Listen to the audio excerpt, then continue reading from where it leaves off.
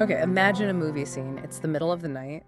It's raining, obviously. It has to be raining. Of course. Maybe there's a detective smoking under a flickering street lamp, or someone's walking alone through a neon-lit city, constantly checking over their shoulder. You can see that image, right? It's classic noir. There's a very specific visceral mood. Yeah, exactly. Now, take away the screen. Close your eyes. Can you still hear that scene? Because that's the sensation we are exploring today. Movies for your ears. That is the perfect way to describe it. Welcome back to the Deep Dive. Today we are unpacking a genre that really defined the 1990s underground, and this is the crazy part, somehow ended up predicting the future of generative AI music. We're talking about trip hop. Also known as abstract hip-hop. Right. And this is such a fascinating topic because it's really where sampling culture just crashed headfirst into cinematic sound design. It's moody, it's atmospheric, and quite frankly, it changed how producers thought about the recording studio. How so? Well, it turned the mixing board into an instrument itself. And to guide us through this smoky, down-tempo world, we're digging into a really comprehensive column by MMR. It's titled Trip Hop Deep Dive, published just recently, September 24th, 2025. It's a fantastic piece. It traces the history from the genre's birth in Bristol, UK, right through the big four artists, and then it lands us in the present day with some very surprising insights on how this 90s aesthetic is fueling modern AI algorithms. So our mission is to follow that timeline. We're going from the gritty streets of Bristol all the way to the high-tech coding of today. We have some heavy hitters to cover. Massive Attack, Portishead, DJ Shadow, and DJ Crush. And what connects them all is this idea of texture. It's not just about the beat. It's about the dust on the record. It's about the space between the beats. Okay, let's get into it. We have to start at the beginning. The geography here seems really important. Why Bristol? Why not, London or New York? That's a key distinction. 1990s Bristol, UK. It wasn't London. It didn't have that frantic, fast-paced energy. Bristol's a port city, very multicultural with a slower, more deliberate pace. And the Bristol sound, as it came to be known, was kind of a melting pot. A total melting pot. The source describes it as a fusion. You had the rhythm of hip-hop, but slowed way down. Right. Then you mix in dub, jazz, ambient music, and a heavy dose of down-tempo. You have to remember the context, too. In the U.S., hip-hop was getting faster, louder. More aggressive. Yeah. Bristol went the other way. They leaned back. It's described as melancholic and cinematic. Definitely not music for the club. It's music for the headphones on the bus ride home. Exactly. And the pioneers, the absolute architects of this sound, were Massive Attack. Massive Attack. Even the name sounds heavy, like a wall of sound coming at you. Well, they emerged from a sound system collective called the Wild Bunch. And we need to pause on that because sound system culture is just crucial here. It's not just a band. Right. It's a collective of DJs, MCs, graffiti artists, engineers, all working together. So it's a lifestyle, not just a gig, right? Precisely. In the Wild Bunch, you're playing records, you're toasting or rapping over them, and you're just absorbing everything. Reggae, punk, funk, all at once. Massive Attack took that energy and moved it into the studio. And the source mentions their production style specifically. They weren't just looping breaks like everyone else. No. And this is the key takeaway for the audiophiles listening. The source notes that they treated the studio itself as an instrument. They blended samples with live performances, but they focused on this really heavy bass and dub-like spatial processing. Okay, let's clarify that. Dub-like spatial processing. We're talking about dub reggae techniques. Yes. Think of artists like Lee Scratch Perry. It means using echo, reverb, and delay to make the track feel physically huge. Like you're inside a cavern or something. Exactly. Yeah. You aren't just hearing a drum. You're hearing the drum bounce off wet walls 3 distinct times. It creates a physical space for the listener. You can really hear that on their seminal album Blue Lines from '91. Oh, absolutely. Or Protection in '94. You hear that space. It's warm. It's soulful. Yeah. But then they evolved into something much, much darker with Mezzanine in '98. Mezzanine is a masterpiece. That beetle on the cover, Yeah. It perfectly matches the sound. Dark, insect-like, paranoid. It captured that pre-millennium tension perfectly. But here's where I have to throw in the cocktail party fact from the source. Yeah. We can't talk about Massive Attack without talking about 3D. Robert Del Naja, Yeah. a founding member. Yes. So he's a core member, but he's also famous in the street art world. And there are these persistent, legendary rumors that he might actually be Banksy. Or that Banksy is a collective link to him. The source touches on that, and honestly, it makes sense whether it's true or not. It adds to the mystique, you know? It does. You have this anonymous, shadowy art figure and this band that makes shadowy cinematic music, both from Bristol, both obsessed with political commentary and visual aesthetics. It fits perfectly. It creates this lore that the music just exists in the shadows. Yep. And speaking of shadows, let's pivot to the next big name. If Massive Attack brought the heavy dub and the soul, this next group, they brought the noir. We're talking about Portishead. Portishead. This is where that movie for your ears concept really, really takes center stage. The vibe shift here is so distinct. Massive Attack feels street level, maybe a bit aggressive. Portishead feels, I don't know, fragile. Fraggle's a good word. Or maybe brittle is better, like old film stock that might just snap. The source highlights the vocalist, Beth Gibbons. Her voice is described as having this ennui. Ennui, that's a great word for it. It's like a stylish boredom or a weariness. Yes, but with Beth Gibbons, it's also mixed with extreme tension. Yeah. The source mentions that her vocals project a sense of loneliness that actually mirrors her real-life stage fright. Oh, really? I didn't know that. Yeah, she was famously terrified of performing. It's not a confident look-at-me pop performance. It's intimate, almost uncomfortably so. So it sounds like she's singing to herself in an empty room and we just happen to have a microphone there. Like we're eavesdropping on someone's diary. Yeah, that explains why it feels so emotional. And the musical backing matches that feeling. The expert analysis in the source points out their technique: multi-layered sampling and analog recording. What does that mean in practice, though? How did they get that sound? This is one of the coolest production stories. They didn't just want to sample old records. They wanted their new music to sound like an old record. Okay. So they would record a beat or a melody in the studio. Then they would press that recording onto a vinyl record. And then they would take that fresh vinyl, throw it on the floor, stomp on it, kick it around, maybe drag it through some dust. Wait, seriously? Seriously. Then they would put it on a turntable and sample it back into the song. They were manually distressing their own music? They were manufacturing nostalgia. They wanted the pops, the clicks, the hiss. That wasn't an effect plug-in. That was actual physical damage. That is dedication to the aesthetic. Wow. It is. And Works Like Dummy in 1994, and their self-titled album in 97. They just defined that noir sound.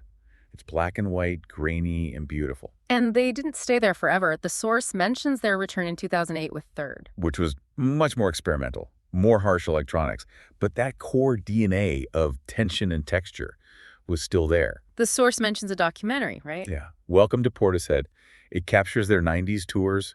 If you want to see that atmosphere in action and see Beth Gibbons clutching the microphone like a lifeline, you have to watch it. Okay, so we've got the Bristol bands. We've got the studio as an instrument with Massive Attack and the distressed vinyl of Portishead. But now we need to cross the Atlantic and look at a guy who took the idea of sampling to a literal world record level. We are talking about the sample scientist himself. DJ Shadow. I mean, this part blows my mind every time I think about it. The source explicitly mentions that his 1996 album, Introducing, holds the Guinness World Record. It does. For the first album built entirely from samples. Think about that for a second.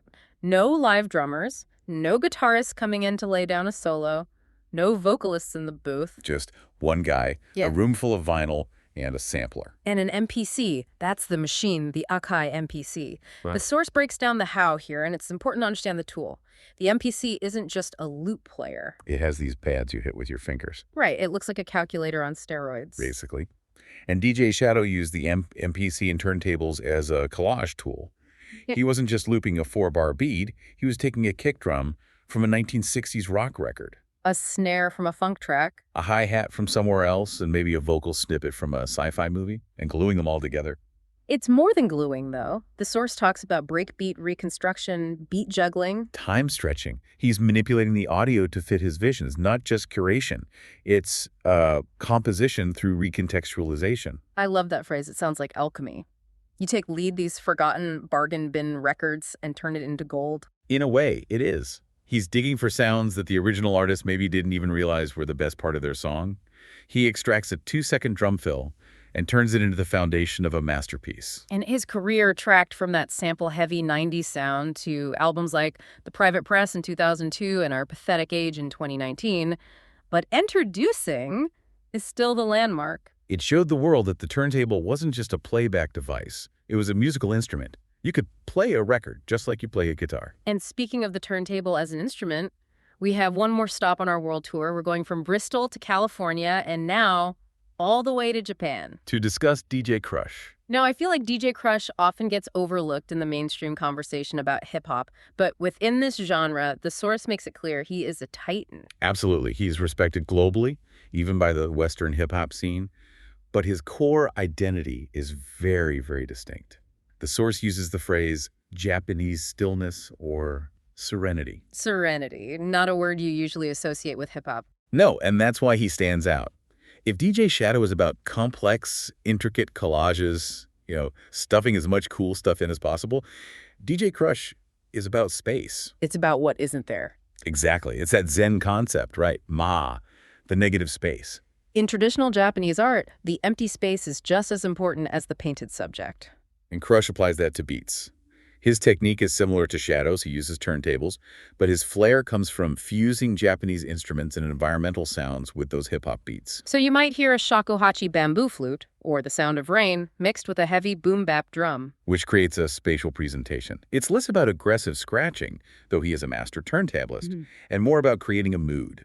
Works like Strictly Turntablized and Meizo in the 90s established this. Meizo is such a great album. And he just kept refining it with albums like Jaku in 2004 and recent works like Saisei. He brings a philosophical weight to the whole genre. The source also mentions a connection between him and DJ Shadow. They both appeared in the documentary Scratch. Which is essential viewing. If you haven't seen Scratch, seriously, pause this and go watch it. It shows that despite the geographical distance, California versus Tokyo, they were speaking the same language. The language of digging. The language of the turntable. So let's look at the board. We've looked at the big four. Massive Attack with the dub sound system vibe. Portishead with the noir ennui. DJ Shadow with the collage. And DJ Crush with the zen stillness. Right. We've established this genre as about atmosphere, sampling, and cinematic moods. But here is where the source takes a really interesting turn. It brings us from the 90s right into the 2020s, and it links trip-hop directly to artificial intelligence. This is a fascinating connection. At first glance, it seems like a stretch, 90s analog grit versus clean digital code. But the source argues that trip-hop expanded naturally into soundtrack production. Oh, for sure. Think of films like The Matrix or moody TV dramas or even high-end fashion shows. They all wanted that trip-hop sound. It sets a mood instantly. Dark, cool, sophisticated. If you're a video editor, you know this. You need moody urban night music. You reach for trip-hop. Exactly. And now, in the 2020s, we have AI music generation tools. And what are these tools really, really good at? What's that? According to the source, they are exceptionally capable of reproducing trip-hop's specific dark floating feeling in a very short amount of time. Why is that? Why trip-hop and not, say, heavy metal or bluegrass? I think it's because the genre is so texture-based. The AI analyzes the data, the ennui, the dub processing, the break beats, and it synthesizes a new track that hits those emotional buttons. It's just easier to simulate an atmosphere than, say, a virtuoso guitar solo. That makes a lot of sense. Now, some people might hear that and think, oh, great, the robots are replacing the artist, but the source frames it differently. It presents it not as a threat, but as a new possibility for human-AI collaboration, especially for video creators. If you need that atmospheric background sound, AI can generate that texture for you instantly. It's almost like the genre has come full circle. I mean, think about it. It started with producers sampling existing records to create a mood. Taking data-old songs and reassembling it. And now we have algorithms sampling, well, everything to create that same mood. It raises a really important question about the nature of the genre. Trip-hop was always about technology. Right. It was about using the studio, the sampler, the turntable in new ways. So is using AI just the next logical step in that evolution? That is a wild thought. Let's just look at the timeline the source provides to visualize this. Yeah. In the 90s, we had the Bristol birth massive attack, Portishead. Right. In the 2000s, the sound expands into soundtracks. You've got DJ Shadow doing works for film, UNKLE. And now, in the 2020s, we have this connection to AI generation. It's a lineage of abstraction. Taking raw sound and reshaping it into a feeling. So what does this all mean for us, the listeners? Why should we care about a genre that maybe peaked on the charts 20 years ago? Because it redefined how we listen. It taught us that heavy doesn't just mean loud guitars. It can mean a bass line that literally rattles your ribcage. It taught us that hip-hop could be slow and sad. And it showed us that you could make an entire orchestra out of other people's records. It's the ultimate genre for the modern world, really. It's fragmented, it's reconstructed, it's a little bit lonely, but it's incredibly beautiful. And it endures. You hear its influence everywhere. In modern pop, in those 247 lo-fi beats to study to the streams, that is all the grandchild of trip-hop. The DNA of Bristol is everywhere. Okay, let's recap our journey today. We started in the Bristol underground with the Wild Bunch and Massive Attack, creating that heavy, dub-soaked foundation. We moved to the noir atmosphere of Portishead, where Beth Givens turned stage fright into high art by literally stomping on her own records. We looked at the Guinness World Record holder, DJ Shadow, who proved you could build an entire world out of samples with an MPC. And we visited the serene, spatial soundscapes of DJ Crush in Japan, fusing the traditional with the futuristic. And finally, we saw how this cinematic sound paved the way for the AI music tools of today. It's a genre defined by 4 pillars: the heaviness of Massive Attack, the ennui of Portishead, the sample aesthetics of DJ Shadow, and the Japanese serenity of DJ Crush. Before we go, I want to leave you with a provocative thought. We talked about DJ Shadow setting that record for an album made entirely of samples using existing recorded audio. Right. And now we use AI to generate that floating feeling using existing data. Right. So are we entering a new golden age of sampling, or is this something entirely different? If the machine does the digging for you, is it still art? Or is the art just in how you tell the machine what to look for? That is the question of the decade, isn't it? Is the prompt the new sample? Something to mull over while you stare out a rainy window tonight. Indeed. Thank you for diving deep with us. If you haven't listened to Blue Lines or Introducing in a while, go give them a spin with fresh ears. You might just hear something new. Thanks for listening.